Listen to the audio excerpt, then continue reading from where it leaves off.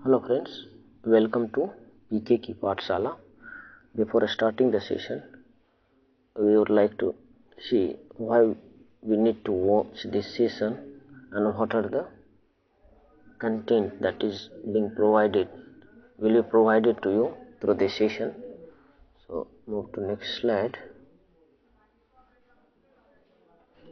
Once again, this is PK, welcome you in the PK की पाठशाला. अब हम लोग देखते हैं कि इस सेशन में है आखिर क्या, और आपको सबसे बड़ी बात है आप लास्ट में देखिए ये जो मैंने लिख के रखा ना, why should you watch this session, मतलब आपको ये सेशन देखना ही क्यों चाहिए और कैसे देखना चाहिए, किस तरह से इसको हम लोग देखते हैं. सबसे पहले है क्या, ये इसमें जो हमने करके रखा है बीपीएससी टीआरई का PYQ, complete PYQ from 1 to 5, 1 to 12 class 1 से लेकर 12 तक के सारे पीवाईक्यू का एनालिसिस आपको मिलने वाला है इस चैनल पे.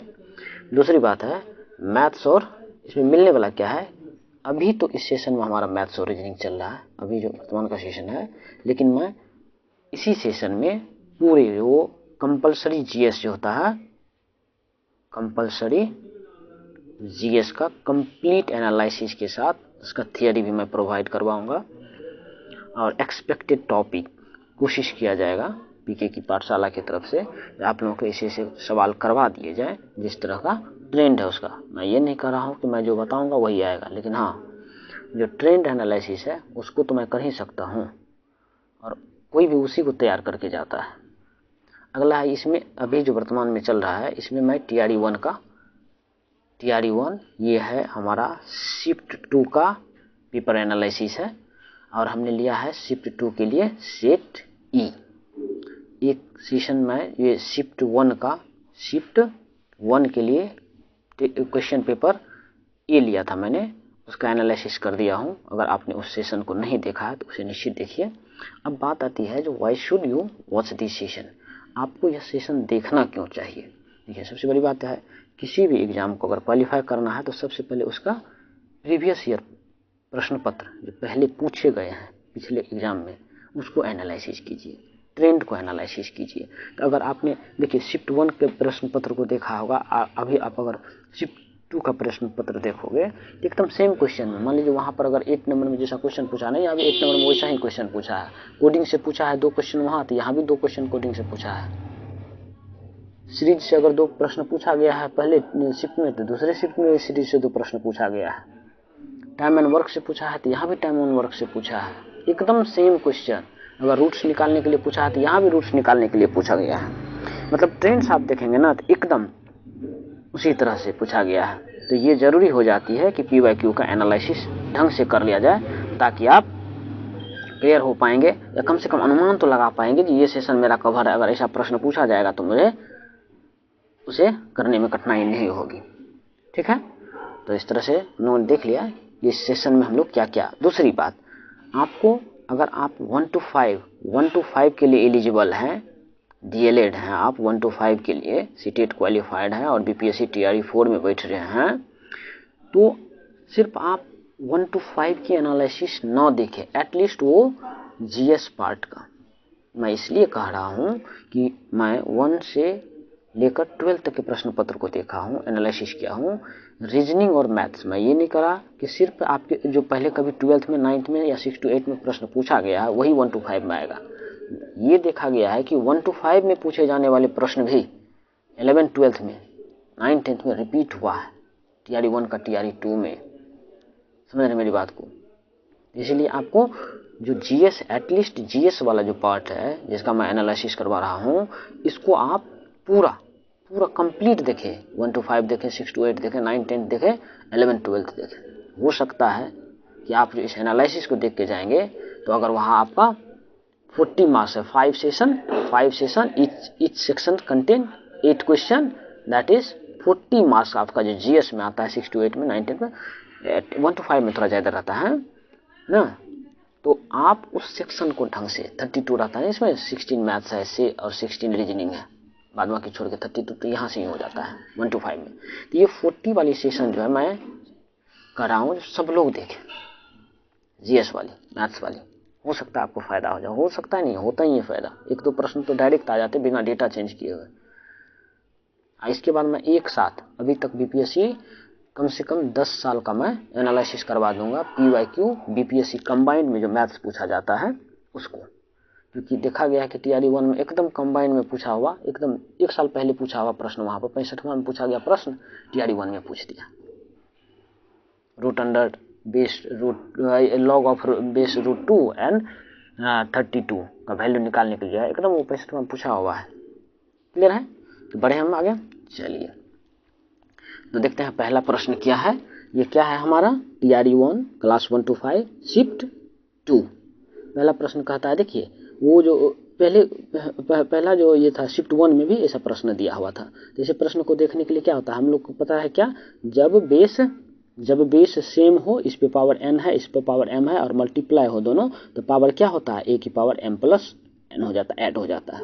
दूसरी बात होती है जब बेस सेम हो, जैसे a की पावर n है, इसका मतलब क्या है, जब माइनस में जाएंगे तो a की पावर माइनस n नीचे में हो जाएगा। बात समझ में आ रही है, पावर में माइनस होता है ये नीचे आ जाता है। क्लियर है? इसी कंसेप्ट का हम लोग यूज करेंगे इस सवाल में।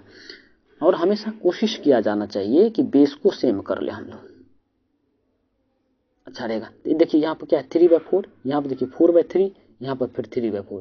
तो या तो आप सारे को एक बेस में या 4/3 या 3/4 में, तो हमको कंपेयर किससे करना है, 3/4 से। बेहतर होगा कि आप 3/4 में कर लें। एक बात और बताना चाहते हैं, मान लीजिए a/b की पावर n है, इसी को अगर b/a कर दिया जाए तो पावर क्या हो जाएगा, -n। a क्योंकि नीचे आ गया, b भी नीचे से ऊपर चल गया तो -n हो जाएगा। इसका मतलब ये है कि 3/4 पर पावर -6 है। अब 4/3 को अगर मैं 3/4 लिखूं तो -8 क्या हो जाएगा, 8। अब दोनों का बेस हो जाएगा सेम, नहीं ये अगर देखूं तो ये क्या है 3/4 की पावर -6 इंटू उसको अगर लिखना चाहूँ मैं 3/4 तो पावर -8 से क्या हो जाएगा +8। अब दोनों का पावर बेस देखिए सेम हो गया, पावर क्या हो जाएगा, ऐड हो जाएगा। -6 और 8 को ऐड कीजिएगा तो क्या हो जाएगा 2। तो ये क्या हो जाएगा 3/4 की पावर 2 होगा कि नहीं, इक्वल टू 3/4 की पावर क्या दे रखा है n। इसका मतलब n, अब जब दोनों तरफ बेस समान हो गया तो पावर भी समान होना चाहिए, तभी तो बराबर होगा। यानी 2 की पावर 4 है तो 2 की पावर 4 के बराबर ही हो सकता है, 2 की पावर 5 के बराबर नहीं हो सकता है। दोनों तरफ अगर बेस है सेम तो पावर भी सेम होना चाहिए, इक्वल टू के इस तरफ और उस तरफ। तो इसका आंसर क्या आएगा, n इक्वल टू क्या निकल के आया हमारा 2, और n इक्वल टू 2 इसमें कहीं दिया है, नहीं दिया है, तो सीधे से आंसर मानेंगे ई, नन ऑफ द एबव, और आगे बढ़ेंगे। आइए अगले प्रश्न पे हम लोग आते हैं। अगला प्रश्न कहता है, ये देखिए फिर से बेस पावर वाली बात आ गई ना, इसको कह रहा है कि सॉल्व कीजिए। ध्यान दीजिए यहाँ डिवीजन का साइन है, इसको क्या लिख सकते हैं, 4 की पावर -1 है तो 1/4 नहीं लिख सकते हैं, 8 की पावर 1 है तो 1/8 नहीं लिख सकते हैं, बताइए कोई दिक्कत है, लिख सकते हैं। दोनों तरीका से मैं बताऊंगा। ये डिवीजन है, कोई चीज डिवीजन होता है उसको मल्टीप्लाई करते हैं तो क्या हो जाता है, नीचे वाला ऊपर, ऊपर वाला नीचे नहीं चला जाता है, समझ रहे हैं मेरी बात। मल्टीप्लाई करेंगे तो 1 मान लीजिए ये पूरा का पूरा a है तो ऊपर चला जाएगा, समझ रहे हैं मेरी बात को। तो ये हो जाएगा 3/2 की पावर -2। अब माइनस को प्लस में कर सकते हैं ना, इसको अगर लिखिएगा तो 8 + 4 12/8 इंटू 4, यानी तो ऐसा कीजिए 8 लीजिए एलसीएम, 8 हो जाएगा, 4 2 जा 8, 8 1 जा 8, 3 हो जाएगा। इसको अगर कीजिएगा तो उलट जाएगा, तो ऊपर में जाएगा 2 इंटू 2, पावर 2 है तो नीचे में क्या आ जाएगा 3 इंटू 3, बताइए होगा कि नहीं होगा। तो यह है 2 2 जा 4, 4 2 जा 8 हो गया, एक 3 से एक 3 चला गया, 1/6 होगा इसका आंसर, 1/6। क्लियर है यहाँ तक। अगले प्रश्न की तरफ मूव करें। अगला प्रश्न कह रहा है, यदि a और b का रेशियो, b और c का, c और d का ऐसा पूछे तो आप इसमें लिखना सीखिए। a और b ऐसे दूर दूर लिखिए, जगह छोड़ के नीचे से b और c लिखिए, नीचे से c और d लिखिए, थोड़ा जगह छोड़ के। ऐसा क्यों लिखने बोल हैं आप देखिएगा। अभी a और b का रेशियो क्या दिया है, 1/2 और 1/8। अब देखिए a और b का रेशियो दिया है कितना, 1/2 और 1/8। आपको देखने में दिक्कत होगी जब बट्टा में दिया रहे, तो इसलिए आप क्या करेंगे, इसको जो हाईएस्ट हर रहेगा उससे मल्टीप्लाई कीजिए, अगर दोनों में कॉमन कुछ आ रहा है, नहीं तो इस दोनों के एलसीएम से मल्टीप्लाई कर दीजिए। 8 और 2 का एलसीएम कितना हो जाएगा 8, 8 से दोनों को मल्टीप्लाई कर दीजिए ऊपर नीचे। ये रेशियो को अगर किसी चीज से मल्टीप्लाई करेंगे, मान लीजिए रेशियो मतलब 2/3 है, रेशियो में किसी चीज से मल्टीप्लाई करें मतलब दोनों को ऊपर नीचे मल्टीप्लाई कर रहे हैं, सेम चीज से मल्टीप्लाई कीजिएगा तो वो कट जाएगा, रेशियो में कोई परिवर्तन नहीं आएगा, तो मतलब इसको 8 से मल्टीप्लाई हम लोग कर सकते हैं। अगर इसको आप 8 से मल्टीप्लाई करेंगे तो ये हो जाएगा 4, ये हो जाएगा 1, मतलब पहला जो रेशियो है कुछ नहीं है, 4:1 है। ये बात समझ में आई? नहीं, यहाँ 3 दिया हुआ ना, ये इसको 3 मैंने 3 नहीं, क्या 3/8 है, 3 है तो इसका मतलब 4:3 है, तो पहला रेशियो है 4:3 मैंने लिख लिया। क्लियर है? यहाँ तक क्लियर है। दूसरे को करेंगे तो 9 से मल्टीप्लाई करना पड़ेगा, क्योंकि बी और सी दिया है, यहाँ पर 3:9 दे रखा है, एलसीएम 9 आएगा, 9 से मल्टीप्लाई करेंगे तो ये हो जाएगा 3, ये हो गया 3, ऊपर में 9 से मल्टीप्लाई करेंगे तो ये हो जाएगा 5 आ जाएगा। तीसरे रेशियो को देखिए, 6 और 4 का एलसीएम कितना होता है? 12 होता है, 12 से मल्टीप्लाई करेंगे तो ये हो जाएगा 10, और ये कितना हो जाएगा? क्यों 12 से अपने क्या एलसीएम आया, 6 से डिवाइड किया 2 आया, 2 से 5 में मल्टीप्लाई किया 10 आया, 4 से करोगे 12 में 3 आएगा, 3 3 जा 9। अब क्या करना है, जो जो कॉमन है उसको सेम कीजिएगा ना, तब आपका आंसर आ जाएगा। और इसको सेम किधर से करना है? बैकवर्ड डायरेक्शन में। 9 इधर से, यहाँ से किधर से? डी की तरफ से। तो डी का 9 है, सी का 10 है, तो सी का 10 यहाँ भी रहना चाहिए, तो हम सीधा लिख देते हैं। तो सी का 10 करने के लिए इसमें 2 से मल्टीप्लाई करना पड़ेगा, इसमें अगर आप 2 से मल्टीप्लाई करेंगे तो इसको भी 2 से मल्टीप्लाई कीजिए। अब देखिए 6 हो गया, अब यहाँ तक का मेरा मैच हो गया, सी और डी का, कोई दिक्कत नहीं है। इसका 10 हो गया, तो अब इसका 10 हो गया, यहाँ 6 हो गया ना, तो इसको भी 6, इसको 6 करने के लिए क्या करना पड़ेगा? 2 से मल्टीप्लाई। इसको 2 से मल्टीप्लाई किए तो इसको भी 2 से, क्योंकि भिन्न में दोनों को ऊपर नीचे मल्टीप्लाई कीजिएगा सेम चीज से, तो भिन्न में कोई परिवर्तन नहीं होता है। समझ में आ रही बात?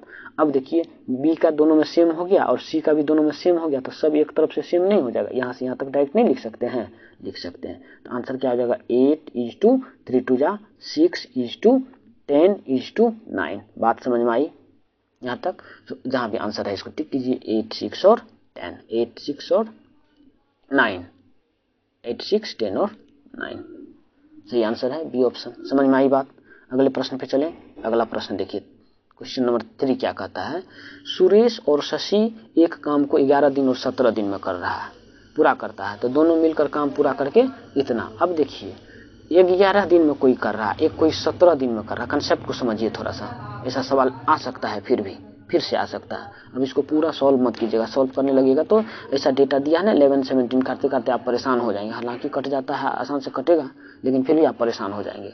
तो देखिए ये अगर ये इसका क्या है? डेज, ये है डेज, मतलब ये 11 दिन में कर रहा है, मतलब ये फास्ट काम कर रहा है, फास्ट कर रहा है, तो दोनों अगर सेम दिन तक किसी काम को करेगा तो ये ज्यादा कर देगा काम, क्योंकि ये 11 दिन में कर रहा मतलब फास्ट होगा उससे। ये क्या कर रहा है? 17 दिन में किसी काम को कर रहा है, मतलब स्लो कर रहा है इससे, तो 5-5 दिन दोनों ही काम कर रहा है, तो 5 दिन में ये जितना काम करेगा उससे तो बहुत कम ये करेगा। इसका मतलब क्या है? जो जितना काम करेगा पैसा उसी रेशियो में बांटा जाता है, जितना दिन है जितना काम करता है, परसेंटेज ऑफ वर्क डन। तो जब भी काम करने का डेज दिया रहे तो पैसा मिलने का जो बात होगा वो एक दूसरे का रिवर्स, मतलब इसको जो पैसा मिलेगा 17:11 में मिलेगा। ये बात समझ में आ गई है? दोनों को पैसा किस रेशियो मिलेगा? पहला को यानी सुरेश को, ये है सुरेश को मिलेगा 17 रुपया, तो दूसरा कौन है? शशि को मिलेगा कितना? 11 रुपया। बात समझ में आ गई? मतलब अगर दोनों को जोड़ दिया जाए तो 17-11 कितना हो जाता है? 28। अगर 28 का फंडिंग है टोटल, तो इसको 17 और इसको 11 मिलेगा, लेकिन फंडिंग कितना है? 5600 रुपये का। 5600 रुपये में कितना कितना मिलेगा? तो 28 में इतना मिल रहा है, 28 में 28 का जितना मल्टीपल ये है उतना सबको मल्टीप्लाई कर दीजिए, उतना गुना बढ़ जाएगा, क्योंकि उतना गुना ज्यादा पैसा आ रहा है। मान लीजिए 50 में आपको 10 रुपया मिल रहा है, तो 100 में कितना मिलेगा? 20 रुपया, क्योंकि 50 से वो दुगुना हो गया तो आपको मिलने वाला हिसाब भी दुगुना हो जाएगा। समझ में आ रही मेरी बात? आ रही है। तो 28 से भागा दीजिएगा तो ये कितना हो जाएगा? 200 नहीं, इसका मतलब इसको 3400 मिलेगा, इसको 11 दूना 2200 मिलेगा, तो 3400 और 2200 आंसर है बी में, 4 का बी। समझ में आ रही बात? क्लियर है? चलिए अगले प्रश्न की तरफ मूव करते हैं। अगला प्रश्न है, ए का वजन बी के वजन से 25% है, यानी ए का जो वजन है क्या है? 25/100 गुना बी है। लिख दिया, जो कह रहा मैं लिख रहा हूं। सी का वजन और सी के वजन का 40%, अगर इसी का वजन जो है ना सी के वजन का 40%, इस तरफ मेरा पेंसिल नहीं चलता है ठीक से, 40/100, ठीक है? क्लियर है? अब देखिए सबका पता चल गया ना, रेशियो को हम समझ पा रहे हैं ढंग से।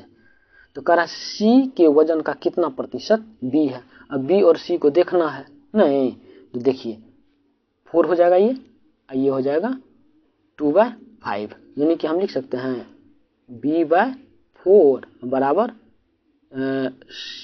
2c/5, ये होगा नहीं। अब कह रहा है कि सी का वजन बी का कितना प्रतिशत, मतलब सी बी के रिस्पेक्ट में कैसे है, सी बराबर लिख सकते हैं कैसे लिखिएगा 5/8 होगा। सी बराबर कितना हो जाएगा 5/8 टाइम्स बी, 5/8 टाइम्स बी नहीं। अब कह रहा कि परसेंटेज, तो परसेंटेज में आपको कन्वर्ट करना है, तो परसेंटेज में कन्वर्ट करने के लिए क्या करना पड़ेगा, इसको डिवाइड मल्टीप्लाई करना पड़ेगा 100 से। कैलकुलेशन इज करेक्ट, 25 × 100 40 अरे 2.5 तो ठीक है 40% दिया है क्वेश्चन में 40%, और ये जो है सो सी का 40% ही है, ठीक है। तो सी का वजन भी है। चलिए इसको परसेंटेज में कन्वर्ट करना, ये फ्रैक्शन है ना, इसको क्या बोलते हैं, जो सी जो है करा सी बी का 5/8 है, तो 5/8 मतलब फ्रैक्शन में ना है, तो परसेंटेज में करने के लिए क्या करते हैं 100 से मल्टीप्लाई। क्लियर है यहाँ से, कोई दिक्कत। इसको अगर ये करेंगे हम लोग तो कितना आ जाएगा, ठीक है। तो ये हमारा जो निकल के आएगा यहाँ से आएगा सी का वजन बी के वजन का कितना है, तो ऐसे करके निकाल लेंगे। लेकिन प्रश्न को पढ़िए, देखिए कह रहा है सी के वजन का कितना बी है, मतलब मुझे निकालना है क्या बी का। तो बी का निकालने के लिए क्या करेंगे, इस 4 को इधर ले आए, ये क्या 8/5 हो जाएगा, 100 से आप मल्टीप्लाई कर देंगे, ये क्या निकल जाएगा सी के वजन का कितना प्रतिशत बी है। ये क्या निकलना था बी के वजन का कितना प्रतिशत सी है। कुछ भी पूछा जा सकता है, इसको निकालने का मकसद ये है, जो आपको इसमें पूछा सी का वजन का कितना प्रतिशत बी है, आपको पूछा जा सकता है कि बी के वजन का कितना है, तो बी बराबर निकालेंगे। तो निकल के आ गया 5 से काटिएगा इसमें तो 20 होगा, 20 चौका 80 और 2 160 160%। क्लियर है, आगे की तरफ मूव करते हैं।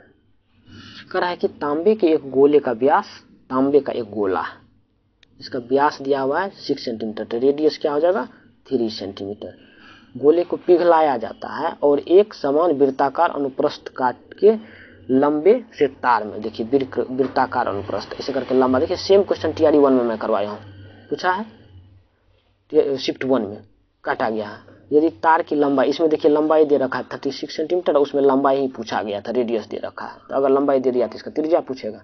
मैं क्या बताया था आप लोगों को, जब किसी भी चीज को एक शेप से दूसरे शेप में ढाला जाता है तो उसमें क्या कांस्टेंट रहता है, वॉल्यूम। तो दोनों का वॉल्यूम लिखेंगे, और गोले का वॉल्यूम क्या आता है 4/3, अब पाई r3, पाई लिख दिया, r3 मतलब 3 × 3 × 3, ये किसके बराबर हो जाएगा, इसका कितना होता है वॉल्यूम, किसका, सिलिंड्रिकल वायर तो सिलिंड्रिकल शेप का होता है, तो इसका होता है πr², r इसका कितना है नहीं पता है, r² × l कितना दिया है 36, कोई दिक्कत है, 3 3 जा 9, 9 4 जा 36, 4 से 4 कैंसिल, इस 3 से इस 3 को कैंसिल कर दीजिए, इस पाई से इस पाई को कैंसिल कर दीजिए, मतलब r² = 1 आया, मतलब r = 1 सेंटीमीटर निकल के आया। तो इसका त्रिज्या कितना है 1 सेंटीमीटर।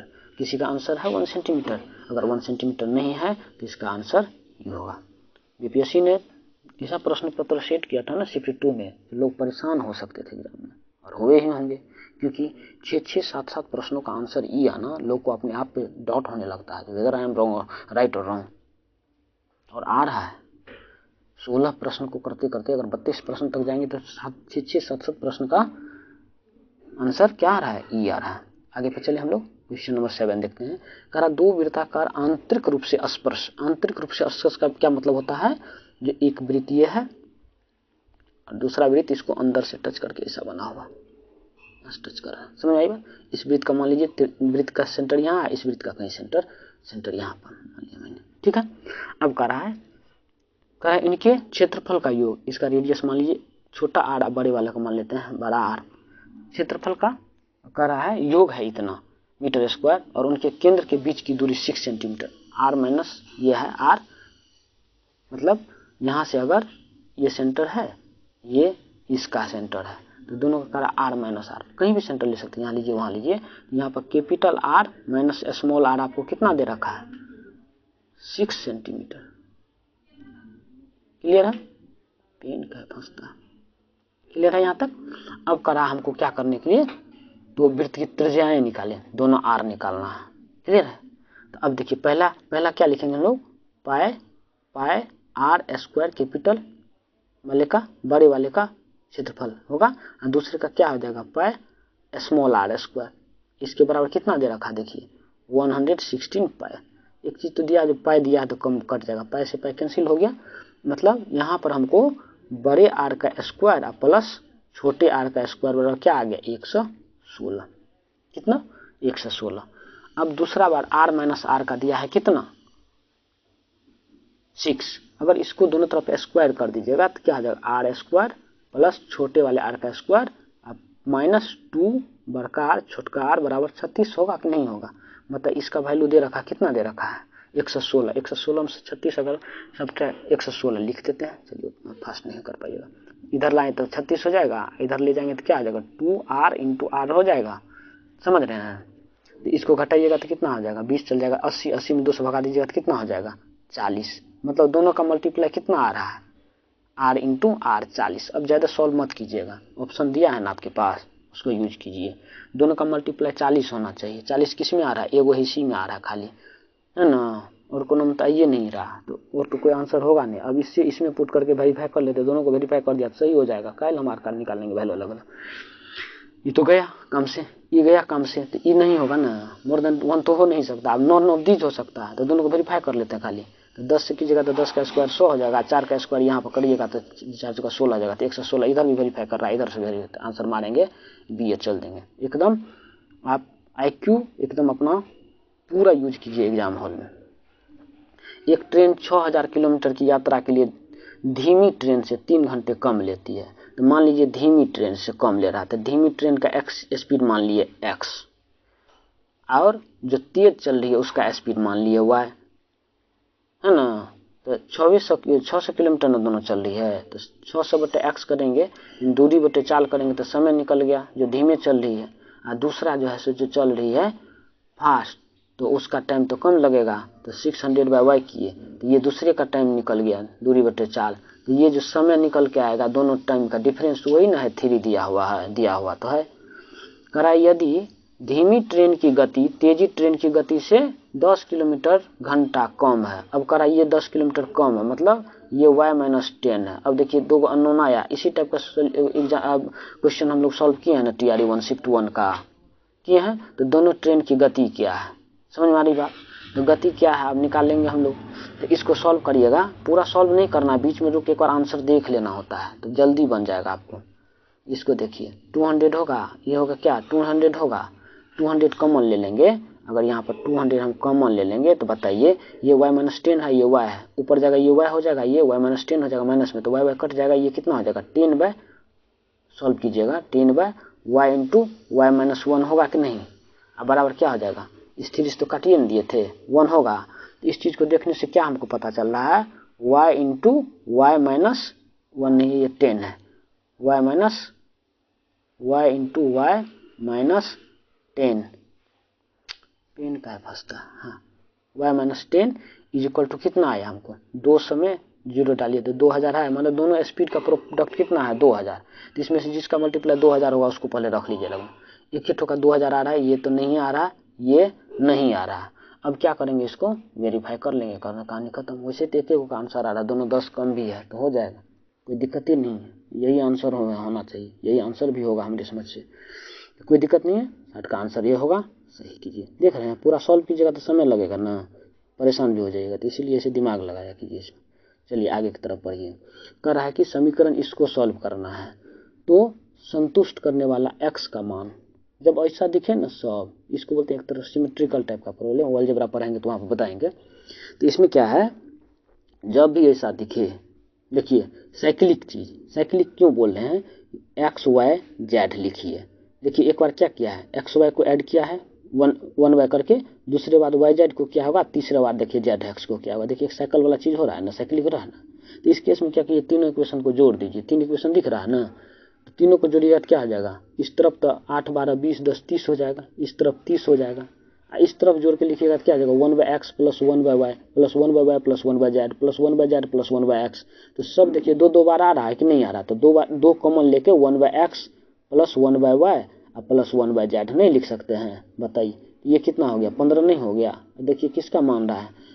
x का मान मांग रहा है ना, तो हमको इसको बचाना पड़ेगा। तो 1/y 1/z का वैल्यू दिया हुआ है 12, 12 इधर से आके 15 में माइनस कीजिएगा तो 3 नहीं बचेगा, यानी कि 1/x बराबर आपको कितना आ गया? 3 आया ना। इसी को क्या पलट दीजिए तो x का मान नहीं निकलेगा, तो x का मान कितना आ जाएगा? 1/3। कितना आसान है, देख रहे हैं। अगले प्रश्न की तरफ मूव करें। देखिए अगला प्रश्न क्या कह रहा है?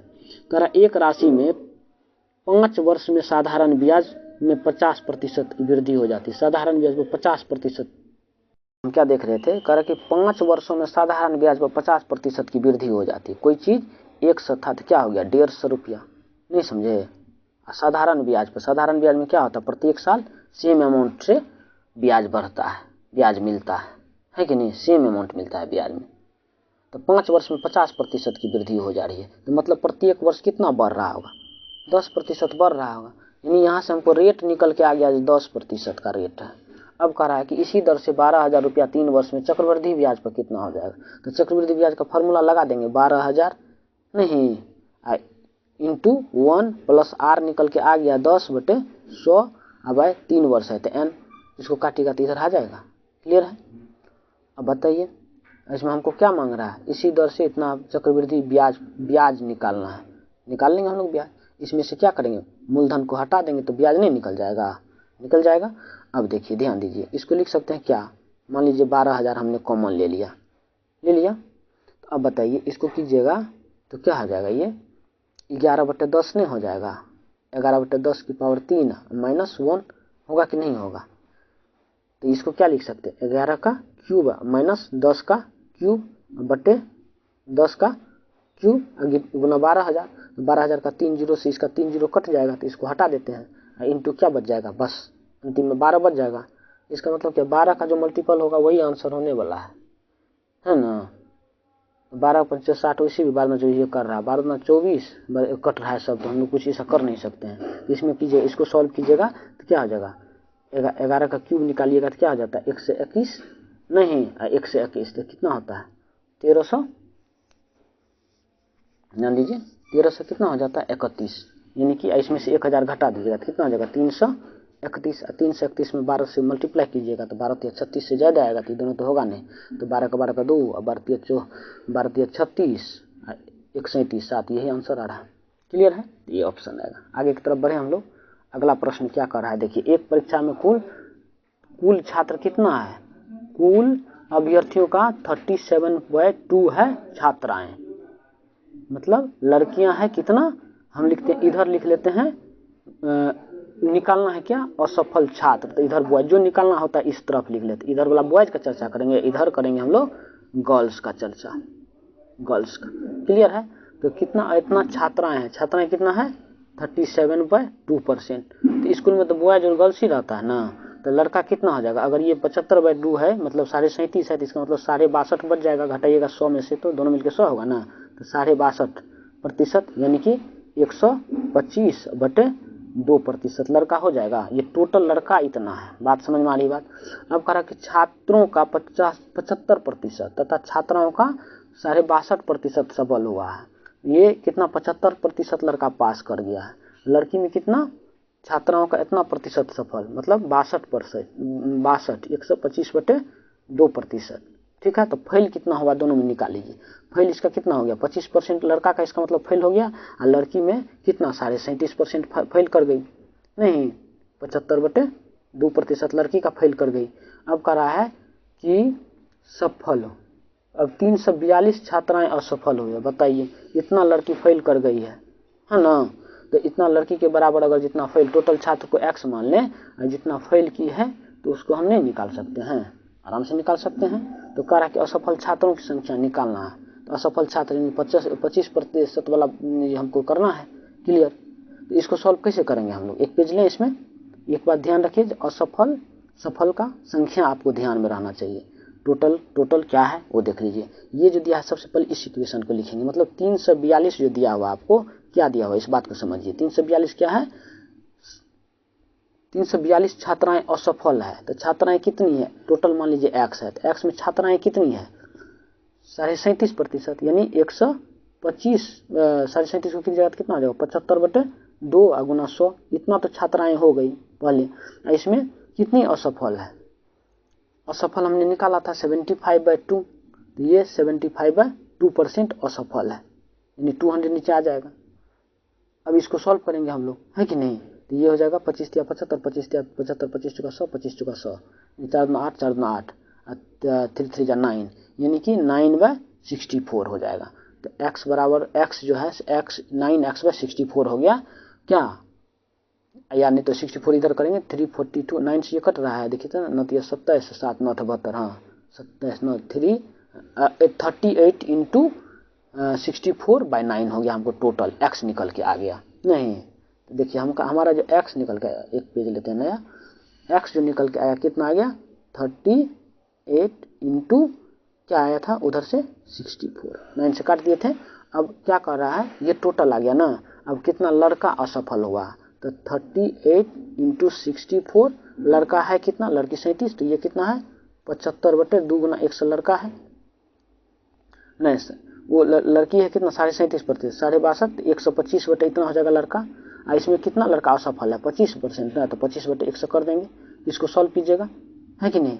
बताइए इसको अगर हम लोग सॉल्व करें तो क्या हो जाएगा, 25 × 100 हो जाएगा, इसमें 25 × 5 = 125, 25 × 100, तो 4 × 16 दूना 4 × 16 दूना 32 और दूना 64, ये 2 बार में कट जाएगा कि नहीं कट जाएगा, यहाँ तक कोई दिक्कत है, इसमें भी 2 होगा, क्लियर। तो अपना 2 से 2 कैंसिल नहीं, ये 2 क्यों होगा, तो देखिए 5 × 2 = 10 हो गया, 10 में 38 से मल्टीप्लाई कीजिएगा तो 380 नहीं हो रहा है, ऑप्शन में तो शायद 380 दिख ही रहा था, देखिए तो ऑप्शन में 380 है, तो बी ऑप्शन में तो 380 है ही, तो सही आंसर क्या हो जाएगा 11 का आंसर हो जाएगा आपको बी 380। क्लियर है, समझ में आ रही है बात। अगले प्रश्न की तरफ मूव करें। अगला प्रश्न कर रहा है इतना के बीच 2 संभव, देखिए ये 9th क्लास में पढ़ाया जाता है बच्चों को, एनसीईआरटी का सीधा क्वेश्चन है, एकदम एनसीईआरटी में यही क्वेश्चन ही है, तो एनसीईआरटी का क्वेश्चन है, तो क्या करेंगे 2 संभव परिमेय निकालना है, तो परिमेय जब भी निकालना है तो हर समानीकरण से निकालिए, एक विधि होता है हर समानीकरण विधि, समानीकरण मतलब दोनों हर बराबर कीजिए, हर बराबर कीजिएगा इसका तो क्या आ जाएगा, दोनों का एलसीएम के बराबर कर दीजिए, तो 6 करना है, तो नीचे इसको 6 के अगर पहले वाले को 6 कीजिएगा तो इसको क्या लिखेंगे 2 से मल्टीप्लाई किए तो यानी -4/6 हो जाएगा। बताइए ये क्या हो जाएगा, 3 करना पड़ेगा, तो ये क्या हो जाएगा 3/6 हो जाएगा। अब बताइए नंबर लाइन पर 6 नीचे में दोनों में सेम है ना, नंबर लाइन पर इस नंबर को कैसे निकाल सकते हैं, इसे करके कहीं कहीं रहेगा, तो -4/6 यहाँ आएगा और बीच में ये 3/6 क्या आ जाएगा स्टिप पर आएगा, प्लस है, तो इस बीच में क्या आ जाएगा माइनस से घटते हुए चल जाए तो -3/6 यहीं पर आएगा, कहीं -2/6 आएगा, -1/6 आएगा, 0/6 आएगा, 1/6 आएगा, 2/6 आएगा, तो इसमें से जो भी नंबर मिल रहा है आप लिख लीजिए, मतलब नीचे में 6 होना चाहिए और ऊपर में -4 और 3 के बीच में कुछ भी होना चाहिए। तो क्वेश्चन देखिए ना, इसमें 5 हो गया, 4 और 3 के बीच में तो 2 और 3 तो टिप वाला पॉइंट हो गया, ये तो होगा नहीं, क्योंकि 3/5 क्या हो जाता है 3/4 से बाहर चला जाता है, 3/6 से बाहर हो जाता है, ये 6 लिखिए। तो अब क्या है यही दिख रहा है, एक -2 और 2 इस दोनों के बीच में आ रहा है, नीचे में 6 है, ये दोनों में -2 और 2 कहाँ इसके बीच में आएगा ना, -4 से -3 तक गए हैं, ठीक है, ये क्यों नहीं हो सकता क्योंकि 4 बाहर आ जा रहा है, तो ये सही आंसर होगा बी ऑप्शन। क्लियर है, 12 का सही आंसर क्या है बी। अगले प्रश्न की तरफ बढ़ते हैं हम लोग। एक पिता की उम्र उसके पुत्र की उम्र के 5 गुनी है, मतलब पिता का उम्र, पिता को कैपिटल पी से लिख लेते हैं, तो पिता का उम्र अभी जो वर्तमान में बता रहा है पी स्मॉल से पुत्र को लिख लेते हैं, इसका 5 गुना है। क्लियर, कह रहा है कि 15 वर्ष बाद, इस सवाल को जैसे मैं बना रहा हूँ ना इसे प्रैक्टिस कीजिए बनाने का। 15 वर्ष बाद पिता का उम्र कितना आ जाएगा p + 15, बच्चा बैठा थोड़े रहेगा, उसका भी उम्र बढ़ा होगा ना, तो वर्तमान उम्र उसका p माने तो p + 15 उसका भी उम्र हो जाएगा। अब कह रहा है इतना दिन के बाद क्या हो जा रहा है, पुत्र की उम्र की दुगुनी रह जाती है, यानी पुत्र की उम्र में अब 2 से गुना कीजिएगा तो पिता की उम्र के बराबर होगा।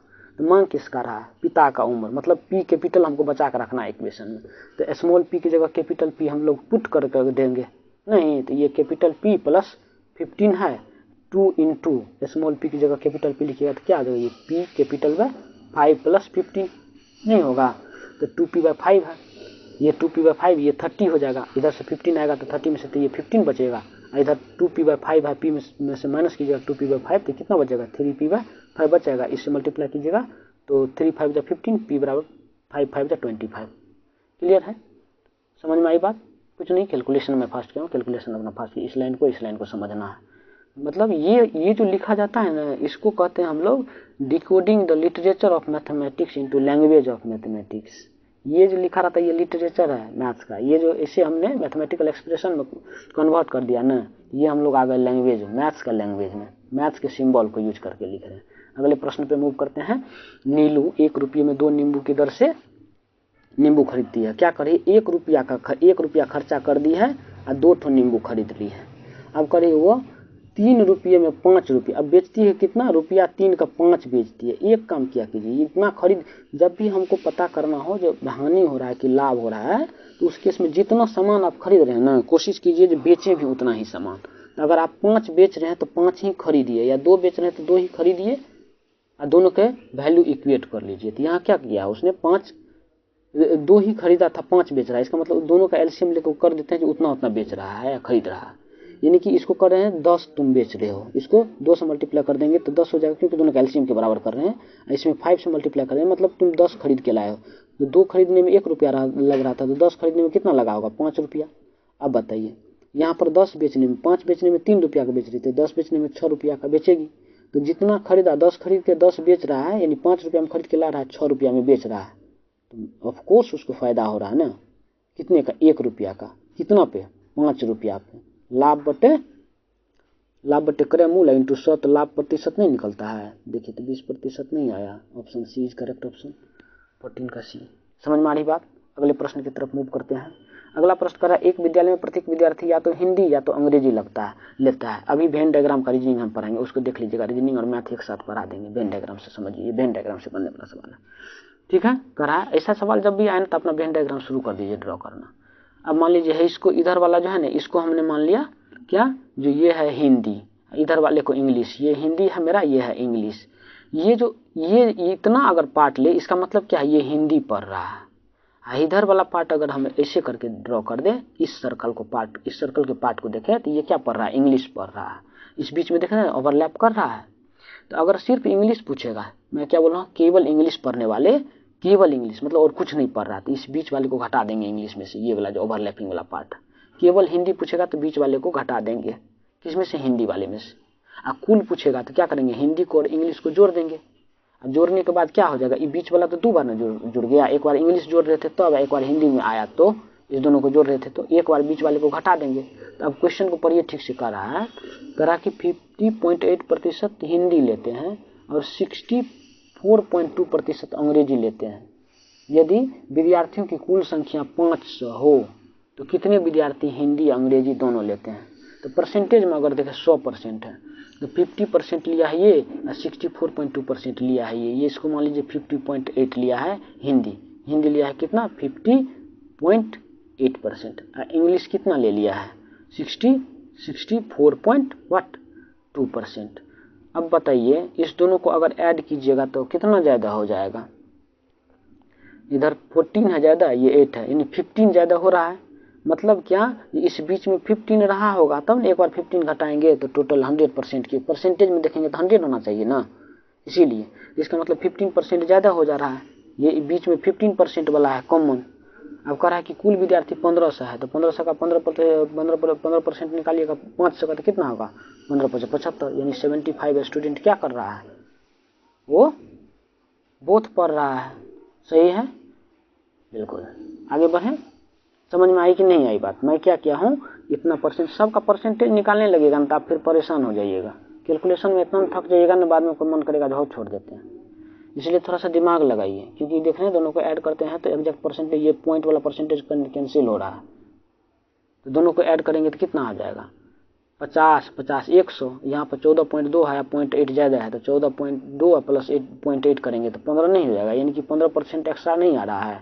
हम बताएं ना, इस दोनों को ऐड कीजिएगा तो एक्स्ट्रा ये बीचे वाला ना आता है, तो वही तो 15% आया, उसी को मांग ही रहा है, टोटल दिया हुआ, तो टोटल का 15% निकाल दिया तो 75 आया। अगले प्रश्न पे मूव करते हैं। अगला प्रश्न करा, निम्नलिखित का मान निकालिए। देखिए कितना बार ये प्रश्न पूछ दिया है, 3 प्रश्न तो इसी सेशन में है जो पावर के घात को जोड़ के खाली मिल रहा है। अब मल्टीप्लाई है, सबका बेस सेम है, तो क्या बोले, पावर ऐड हो जाएगा, नहीं, तो एक्स पर क्या आ जाएगा, इसको मल्टीप्लाई करके लिखते जाते हैं, AB माइनस AC। अगला कीजिएगा तो BC माइनस AB, ये प्लस में होगा। अगले को जोड़िएगा तो AC और माइनस BC होगा कि नहीं। अब देखिए सब अल्टरनेट आ रहा है, सब कट जा रहा है, कट के क्या हो गया पावर में 0। तो x की पावर किसी भी संख्या का पावर 0 होता है तो उसका मान कितना होता है 1। तो आंसर हो जाएगा B। समझ में आई बात। यहाँ तक हम लोग कर लिए। 16 प्रश्न हो गया अभी तक। 17 नंबर से अब हो जाता है इसका रीजनिंग शुरू। तो हम लोग रीजनिंग देख रहे हैं, एक एक करके बना रहे हैं, बताते चले जाएंगे, ठीक है। तो रीजनिंग में पहला प्रश्न क्या कर रहा है, देखिए कह रहा है कि बिना दोहराव के इस अंक को, ये दे रखा है 5 अंक दे रखा है ना, 0 से लेकर 4 तक में 5, इससे हमको क्या बनाना है, एक 4 अंकीय बनाना है, मतलब 4 अंक का बनाना है, 5 गो है, ठीक है। तो 4 अंक के बनाने के लिए जानते हैं, इसमें अगर 0 देख दीजिएगा, ये है यूनिट प्लेस, ये है टेंस प्लेस, ये है हंड्रेड्स प्लेस, ये है थाउजेंड प्लेस। मतलब ये जो यूनिट प्लेस में तो कुछ भी रख सकते हैं, लेकिन जो लास्ट डिजिट होता है इधर थाउजेंड वाला जो प्लेस पर डिजिट होगा स्थान पे, यहाँ पर अगर 0 दीजिएगा तो 0 का कोई मतलब रहता है, तब तो 3 डिजिट में बढ़ जाएगा। मतलब इस स्थान पे 0 नहीं हो सकता है। मतलब इस स्थान पर आपके पास क्या क्या चॉइस है, या तो 1 2, या तो 2 2, या नहीं तो 3 2, नहीं तो 4 है। यहाँ पर आपके पास 4 चॉइस है। और आगे कह रहा है क्या, देखिए बिना दोहराव के। बिना दोहराव का मतलब अगर आपने एक बार कोई अंक यूज कर लिया अंक, तो दूसरी बार उसको यूज नहीं कर सकते हैं। मतलब इस चारों में से एक अगर कोई आपने ले लिया, 1 लो चाहे 2 लो चाहे 3 लो, तो उसको पुनः नहीं यूज कर सकते। मतलब इसके जगह पर आप यूज करने के लिए आपके पास कितना अंक बचा हुआ, अब 4। क्यों, क्योंकि एक 0 है ना, एक तो 4 में से चला गया, एक 0 बचा हुआ है, इसको आप यूज कर लीजिए आगे में, लेकिन 3 ही बचेगा क्योंकि 2 इधर यूज हो गया, आगे में 2 ही बचेगा। इस सब को मल्टीप्लाई कर दीजिएगा तो आंसर आ जाएगा। तो 4 × 16 या 48 दूना 96। तो 96 कौन है देख लीजिए, इसमें है कि नहीं। सबको मल्टीप्लाई, 4 × 16, 3 दूना 6। इसका आंसर आप लोग देखिए क्या आता है, इसको मल्टीप्लाई करके। अगर इसको मल्टीप्लाई तो कितना आया मल्टीप्लाई करके, 96। 96 ऑप्शन में नहीं है ना, तो मारेंगे, कोई दिक्कत नहीं। आंसर आ गया इसका कितना, ई ऑप्शन 96 आ रहा है। कोई भी ऑप्शन ऐसा नहीं है तो हम लोग ई टिक करेंगे, बढ़ेंगे आगे के लिए। अब है क्या रहा है, जो हाइट को इतना लिखा गया है तो कोडिंग किया है, लूज को इतना कोडिंग किया गया है, तो उसी भाषा में मोबाइल को क्या कोड किया जाएगा। देखिए कोडिंग मैं पढ़ा रखा हूँ, आप उस रीजनिंग के क्लास को निश्चित देखिए। 9 क्लास हो चुका है उस रीजनिंग में आपका। मेरा मानना है कि आपका जितना सेक्शन 1 से 2 क्लास और होगा, तो जितना टीआरई में पूछा जा रहा है ना 1 to 5 में रीजनिंग, सारे रीजनिंग उसी 10 चैप्टर से आ जाएंगे। और बाद में मैं जैसे फॉर्म आ जाता है ना, तो मैं कुछ प्रैक्टिस भी करवा दूंगा, तो उसको जरूर देखिए। इसमें क्या है, हाइट मैं लिखना बताया था ना कैसे लिखना है, HEIGHT, हाइट लिख लिया आपने। हाइट अब लिखना शुरू कीजिए। 9 क्या है, 6 10 8 9 2 1, देखते जाइए। और दूसरे में क्या है, लूज, LOOSE, लूज। लूज में क्या है, 13 16 16 20 और 6। अब ये दोनों को देखने से, एनालिसिस करने से क्या पता चल रहा है, h के सामने 9 दे रखा है, h का होता है कितना 8, e का कितना होता है लिख दीजिएगा ना, 2 ही लिखते लिखते पता चल जाएगा। 5, देखिए 8 का 9 लिखा है, 5 का 10 लिखा है, 9 होता है तो 10 लिखा है, इसका 7 होता है तो 8 लिखा है, इसका 8 होता है 9 लिखा है, इसका देखिए टी का 20 होता है 21 लिखा है, इसमें भी एल का 12 13 होता है, इसका 9 होता है, इसका 15 होता है 16 लिखा है, इसका 15 होता है 16 लिखा है, इसका 19 का एक बढ़ा के लिखा है, इसका 5 होता है 6 लिखा है, इसमें एक बढ़ा के लिख लीजिए। एम का क्या होता है, एम का 13 का क्या हो जाएगा 14, इस सब में दे रखा है। उसके बाद 16 भी सब में दे रखा है, दूसरे का चेक नहीं करेंगे। तीसरे में एगो में 31 दिया है, एगो में 41 दिया है, तीसरे का चेक कीजिए, दूसरा तक तो ठीक है। तीसरे का क्या है, बी का क्या होना चाहिए, बी का 2 होता है तो 2 से एक ज्यादा 3, मतलब ये चला गया 3 के बाद देखा एक में 10 लिखा है, एक में 12। अगला आई क्या होता है 9 का क्या होगा 10, इसको मारिए आगे बढ़ जाइए, ये तो होगा नहीं, तो ये भी नहीं होगा, है ना। अब ऊपर से कोई नहीं का होने का संभावना है ना, तो इसका लास्ट में चेक करिए, ई का 6 लिखा है, एल का 13 लिखा है, सबको चेक कर लीजिएगा, कहानी खत्म। 6 नंबर हो गया। अगला प्रश्न कहता है शब्दों को तार्किक क्रम में सजाइए।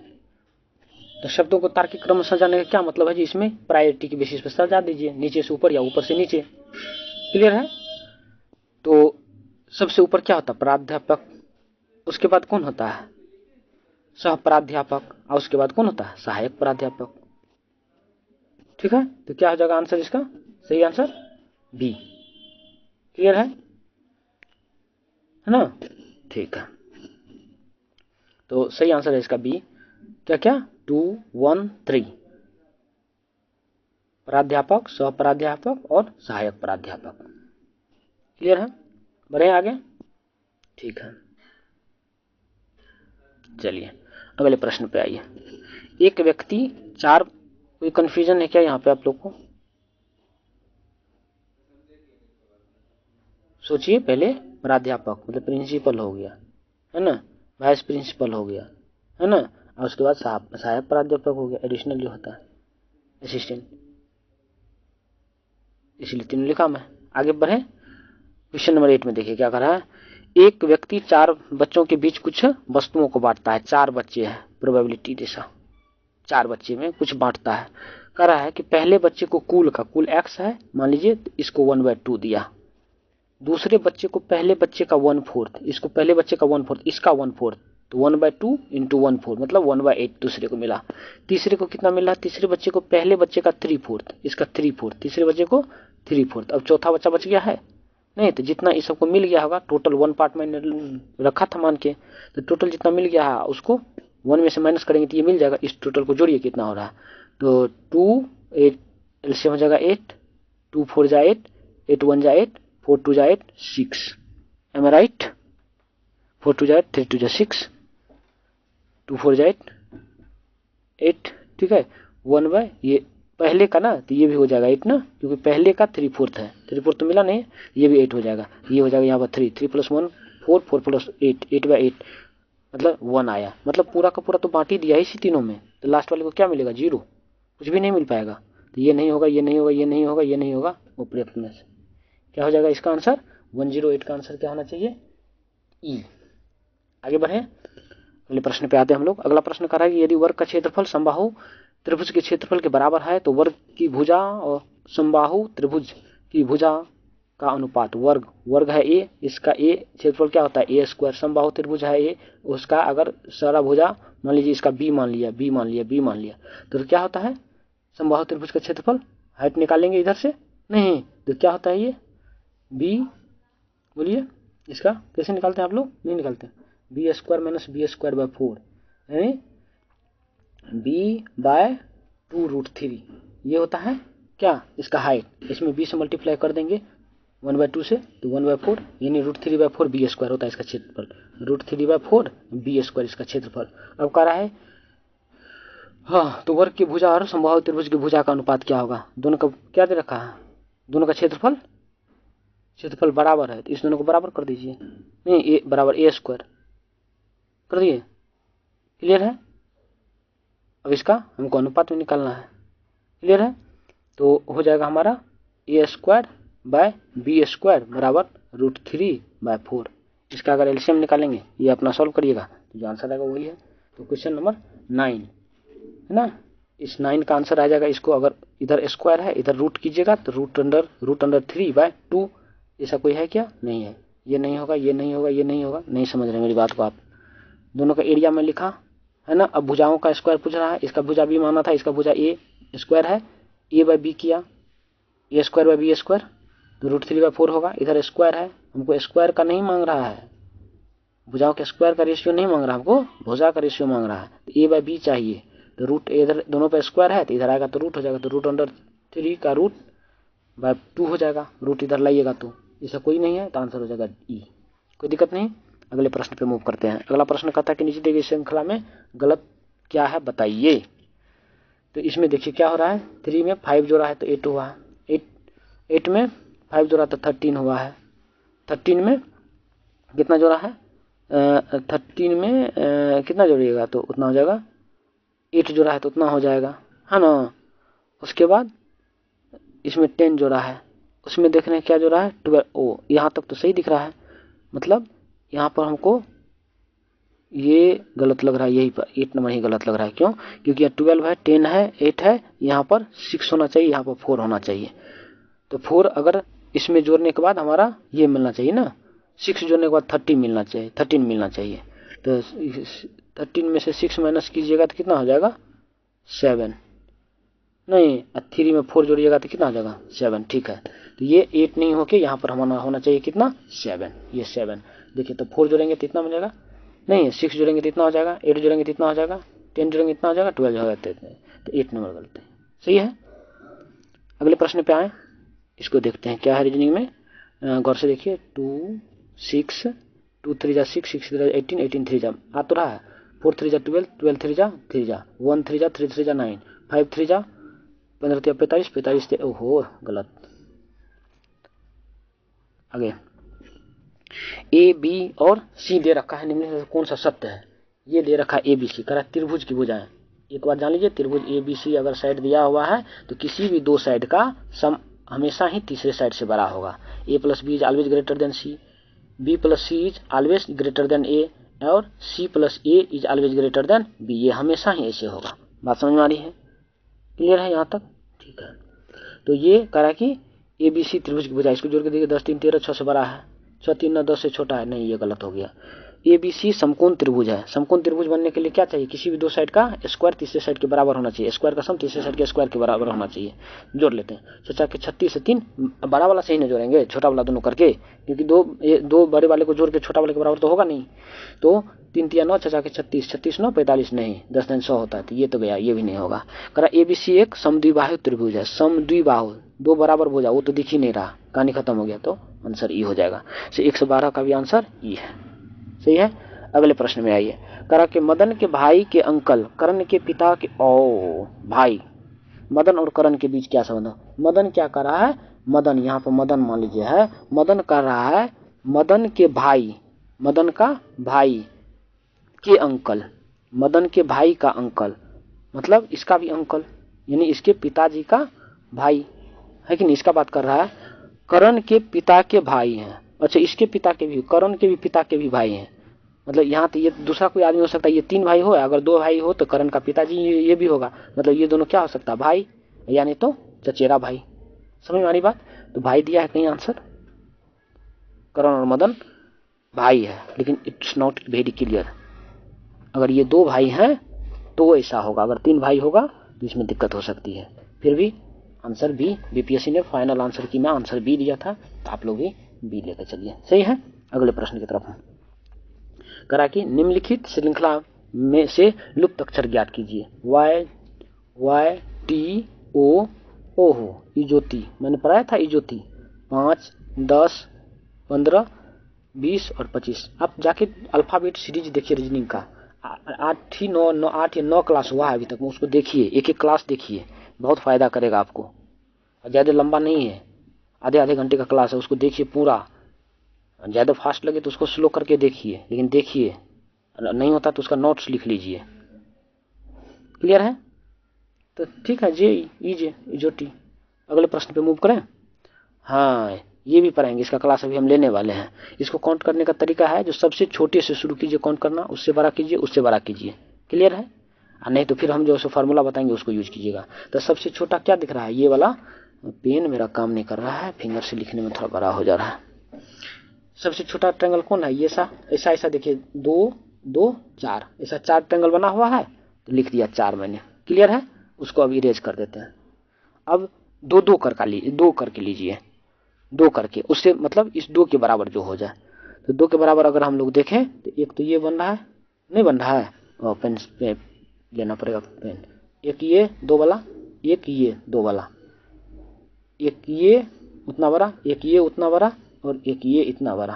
समझ में आ रही मेरी बात, यहाँ तक कोई दिक्कत है नहीं ना। तो 1 1 2 3 4, 4 ठो ऐसा भी बन रहा है, 4 4 8 हो गया, क्लियर है। यहाँ तक हमने 2 2 वाला कर लिया है, यहाँ तक कोई दिक्कत नहीं है। 1 मिनट इरेज करके मुझे फिर से दिखाते हैं आपको। हाँ ये मैं क्या क्या हूँ, सबसे पहले तो ये छोटा छोटा छोटा छोटा ले लिया, अब ये 2 2 वाला ले लिया, इस दोनों को मिला के, इस दोनों को मिला के 2 हो गया, तो 2 मैंने लिख लिया 2, और ये एक ये बच गया, ये एक ये इधर वाला पेन लेने दे, एक ये कोना वाला, एक ये कोना वाला,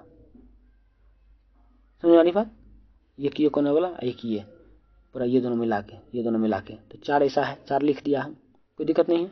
अब बताइए इस दोनों के साथ 2 है, 4 4 8 तो 10 हो गया, कोई दिक्कत है।